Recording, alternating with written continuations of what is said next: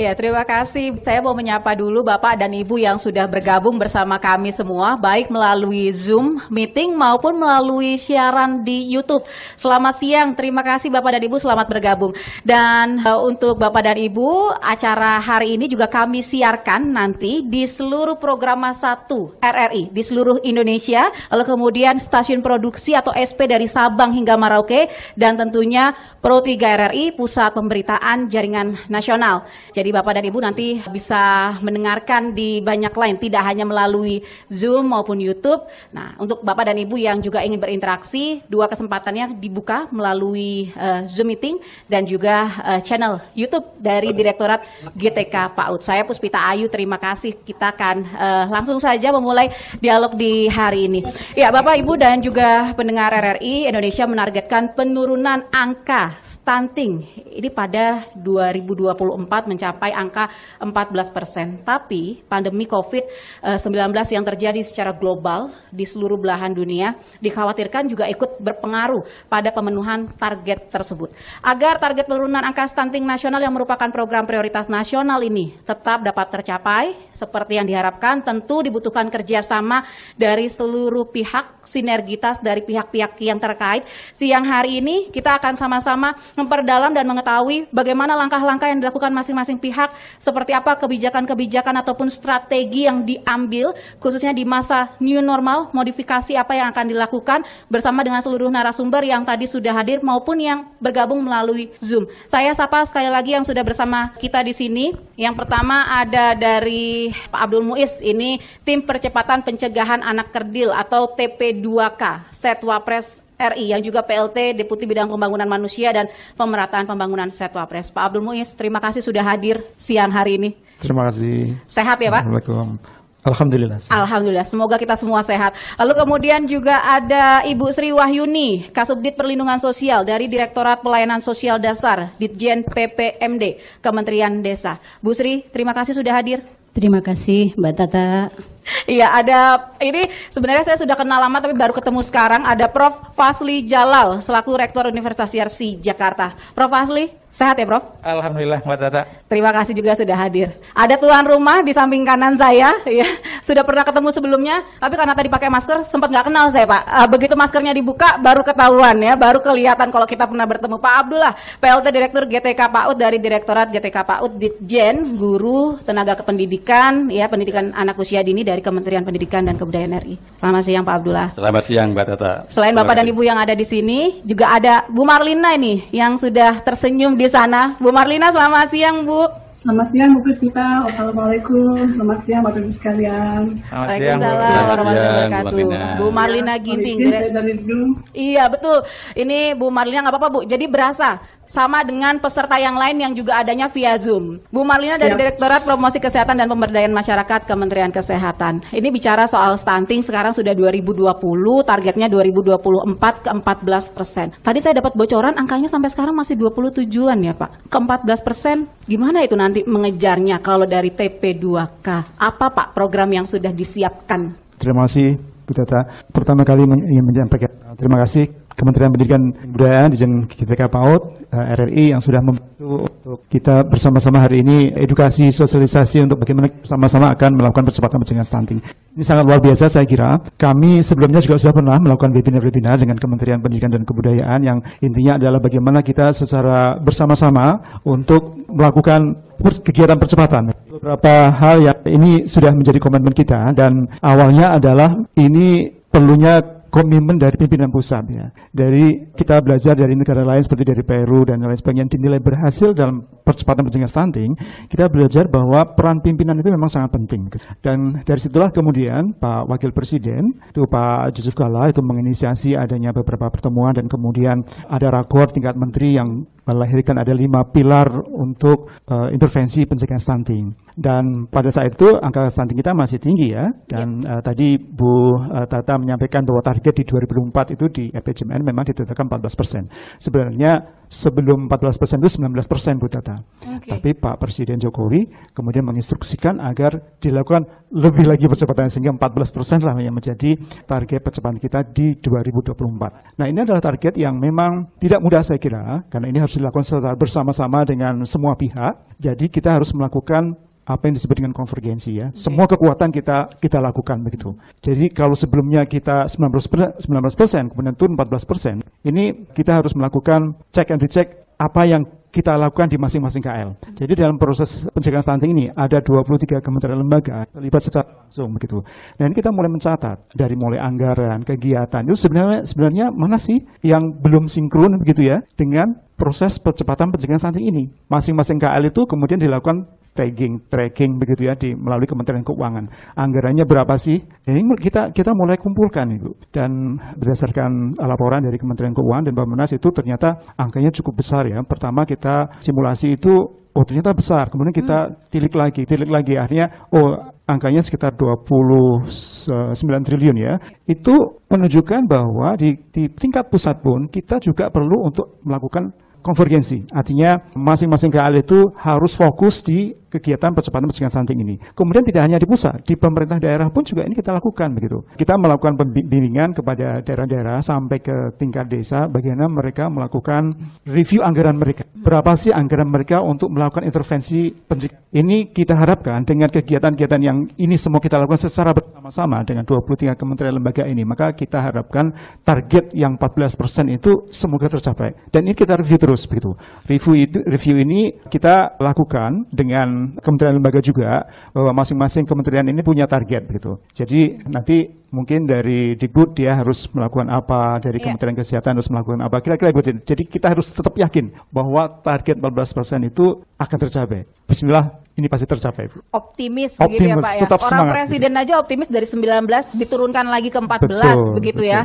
Nah, tapi Pak sejauh ini begitu kalau dari TP2AK melihat bagaimana pelaksanaan aksi konvergensi tadi itu dan juga misalnya sinergitas gitu kan, percepatan pencegahan stunting di masa new normal ini di antara semua tadi kan 23 kementerian lembaga. Gimana? Ya, kita memang dari 23 kementerian lembaga kita ada kementerian lembaga kunci seperti Kementerian Kesehatan, Kementerian Desa, Kementerian Pendidikan, dan ini adalah kementerian-kementerian kunci dalam percepatan pencegahan stunting gitu ya.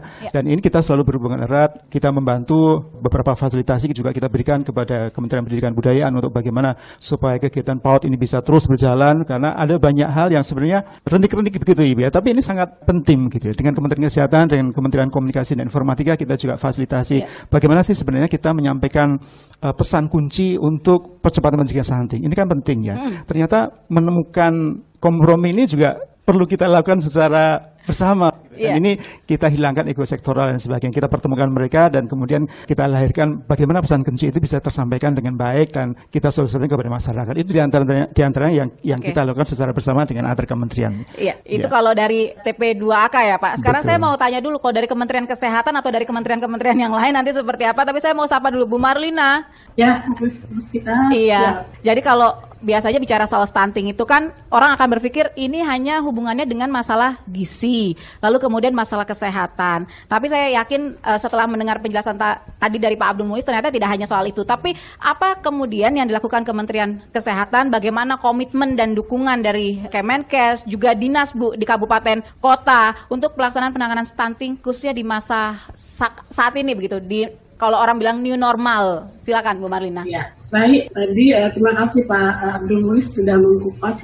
pada sisi pilar kepemimpinan dan komitmen ya. Jadi Kementerian Kesehatan sendiri salah satunya ada di pilar kedua Ibu Puspita, di mana yang menjadi landasannya adalah bagaimana masyarakat itu mendapatkan edukasi yang adekuat. Kan ini di pilar 2 adalah tugas bersama dengan Kominfo. Tentu tadi kita sudah sepakat dan memang ada juga pilar konvergensi. Jadi terkait dengan komitmen Kementerian Kesehatan, sebenarnya 2 tahun perencanaan kita sebenarnya tahun lalu untuk kegiatan tahun ini sudah ada Bapak Ibu sekalian.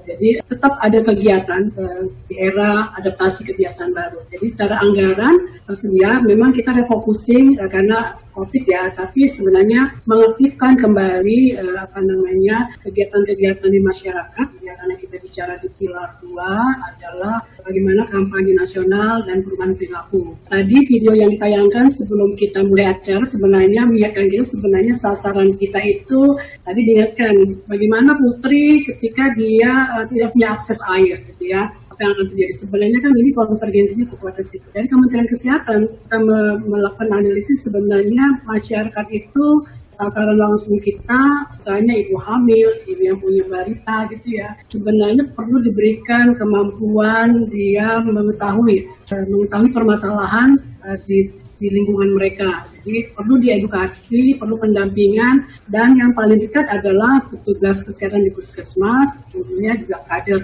yang perlu mengkomunikasikan hal-hal apa yang akan perlu mereka lakukan di tingkat keluarga. Jadi kembali lagi kepada komitmen dan dukungan Kementerian Kesehatan termasuk dinas, sebenarnya dari dinas kesehatan kalau kemudian pendampingan teknis itu tetap dilakukan kepada wilayah provinsi, dan secara anggaran kita punya DAK non fisik ya di BOK. Jadi BOK di provinsi, di upaya kesehatan masyarakat dan kabupaten. Kemudian juga anggaran di tingkat operasional di puskesmas. Komitmen apa yang dilakukan adalah penguatan kapasitas berjenjang karena perlu pendampingan tadi ya.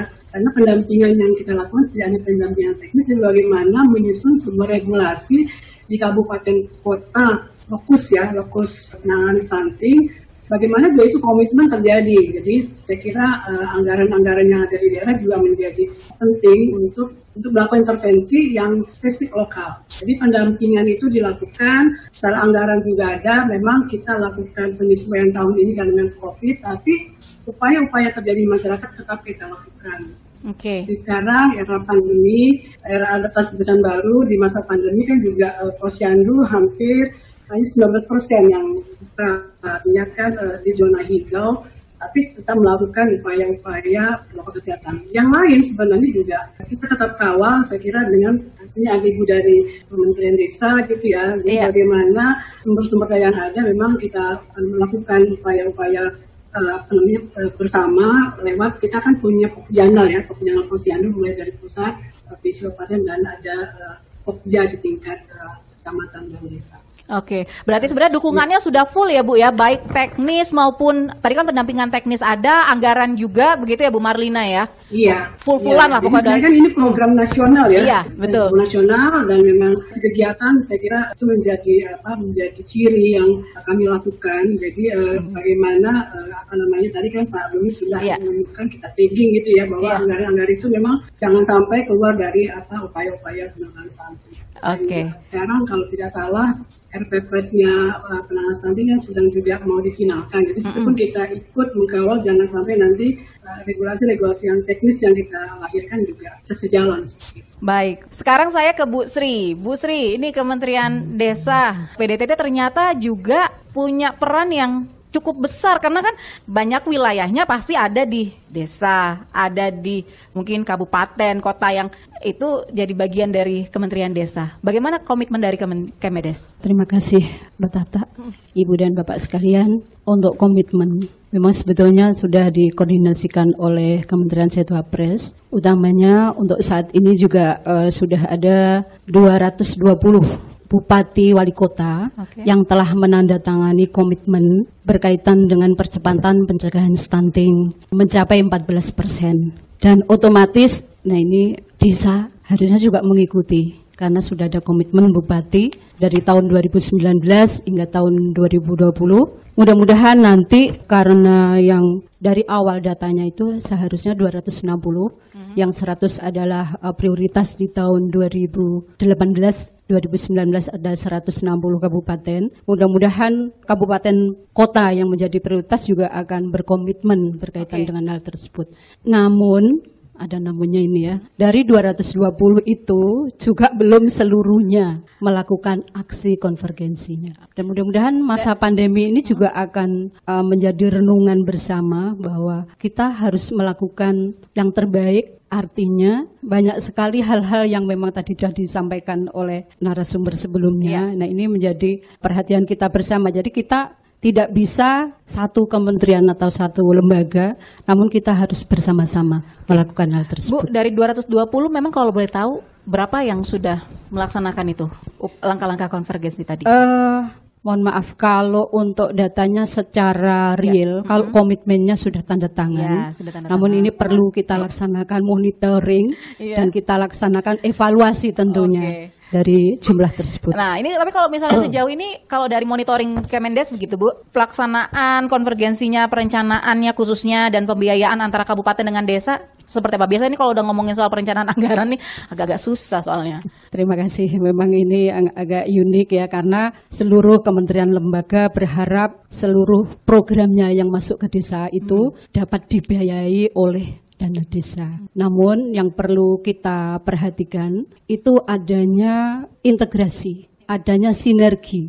Jadi apabila dari OPD itu mempunyai program pencegahan stunting, seharusnya juga ada program yang memang diberikan kepada desa itu jadi satu garis ya. Dan desa juga harus mengalokasikan anggaran tentunya berdasarkan kewenangan skala lokalnya. Jadi dalam hal ini peran dari BAKD juga ada karena terkait dengan keterpaduan. Jadi jangan sampai program yang sudah bagus kita lakukan di pusat mengenai konvergensi ke bawahnya tidak didukung oleh anggaran. Dan yang lebih penting lagi Mbak Tata dan Ibu Bapak sekalian, ada keterpaduan data dan ada pengalokasian anggaran juga dan ada perencanaan pembangunan juga yang di desa. Jadi ada sinkron dari atas ke bawah, jadi tidak setengah-setengah gitu. Catatannya banyak ya Bu Banyak ya. sekali ini, nanti, jadi PR kita bersama. Iya, nanti masih kita bahas dulu Bapak dan Ibu, masih ada 2 narasumber juga yang belum bersuara, disimpan Pak jawabannya ya. Karena nanti kita akan kulik lebih jauh lagi, tapi Bapak dan Ibu juga yang sudah bergabung via Zoom, jangan kemana-mana, saya mau istirahat dulu sebentar, tetap bersama kami, kembali lagi saya melihat sudah ada sekitar 200 lebih ini yang bergabung via Zoom. Nanti Bapak dan Ibu juga bisa menyampaikan pertanyaan secara langsung maupun melalui chat ya. Juga untuk Bapak dan Ibu yang bergabung via YouTube juga bisa menyampaikan pertanyaannya. Saya akan kembali lagi selepas yang berikut ini.